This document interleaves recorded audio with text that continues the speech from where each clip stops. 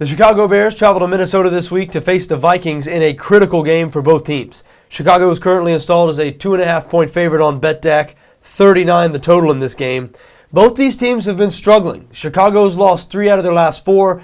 They're now 8-4, still tied for first with Green Bay in the NFC North, but they're only one game ahead of Seattle, who if the season ended today would get the final playoff spot in the NFC. They would be the second wild card team. So the Bears probably have to go 2-2 from here on out to make the playoffs, and they only have one home game remaining. That is against Green Bay, and Green Bay beat Chicago handily early in the year. So this is a huge game for Chicago, and Minnesota probably needs to win out to make the playoffs. They're 6-6. They've lost 5 of 6. They haven't been playing well at all. The Vikings only won 5-1 against the spread in their last 7 games, and really their problems are easily traceable. The quarterback position. Christian Ponder has not been getting the job done these last few weeks in Minnesota. It's been tougher for him because his best wide receiver, Percy Harvin, has been out, and we just found out that Harvin has been placed on IR, so he'll miss the remainder of the season. That is a blow to the Minnesota Vikings. Adrian Peterson's been doing all he can. I mean, the Vikings now 3rd in the NFL in rush yards per game, averaging 155 yards per game on the ground. Peterson's been getting better and better as the years gone along, and the Bears' rush defense, which was number 1 in the league 2 or 3 weeks ago, they've been getting worse. The Bears have not stopped the run as well these last few weeks. And on the second to last play of last week's loss to Seattle, Brian Urlacher, the heartbeat of that team, the longtime captain, the middle linebacker, he pulled his hamstring. Urlacher's going to be out for 3 to 4 weeks. He's going to be ready for the playoffs, assuming the Bears make the playoffs. But that's not going to help him against Adrian Peterson and the Minnesota Vikings this week. And the Bears know it's coming. The Vikings know they're about to give it to him. That is Adrian Peterson, because both of these teams know that the Vikings are not going to be able to pass the ball. Minnesota currently 32nd, dead last in the league in pass yards per game, only averaging 180 pass yards per game. Now, it might surprise you to know Chicago is actually 31st in the league, next to last in pass yards per game. The Bears are only averaging 1 more passing yard per game than Minnesota, 181 yards per game.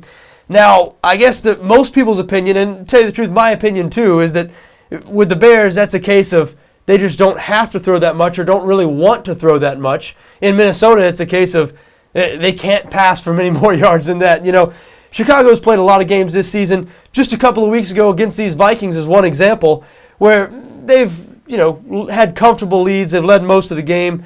They beat the Vikings 28-10 a couple of weeks ago. Jay Cutler threw for less than 200 yards because the game was in hand for, I don't want to say most of the time, but it wasn't the type of game where Chicago had to throw the ball all over the field. They have an excellent combination of running backs in Matt Forte and Michael Bush.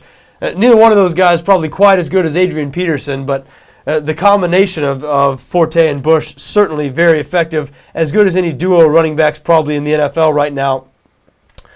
And so they like to run those guys. Mike Tice, the offensive coordinator in Chicago now, he likes a run-first offense, and it's worked for the Bears this year. We've seen over the last couple of years at times when they get over-reliant on Jay Cutler, that hasn't worked out well. Cutler's been known to have crash and burn games.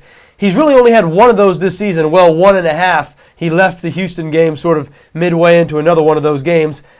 Can Minnesota force him into that type of game? I don't know, because I don't know if Minnesota is going to be able to score enough points to get the Bears out of their game plan, which will be running the football with Forte and Bush.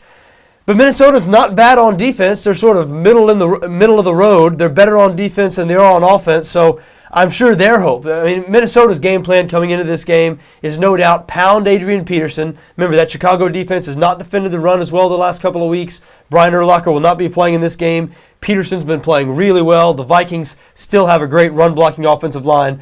So I'm sure Minnesota will be trying to pound Adrian Peterson, and then they'll be trying to pressure Jay Cutler and force him into those mistakes that we've seen him make time in and time out. Now, it might not surprise you to know, if you've heard any of my videos here on BETDAQ NFL, I'm not a big Jay Cutler fan, believer, whatever. I don't trust Jay Cutler with my money generally.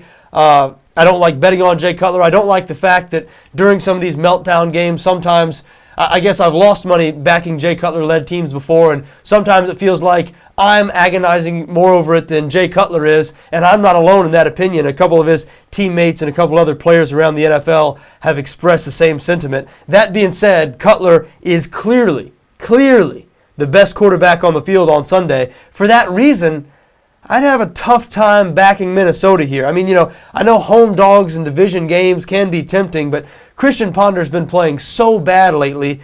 The Vikings have only covered one time in their last 7 games, as we said, and I don't know. This is a crucial game for both teams.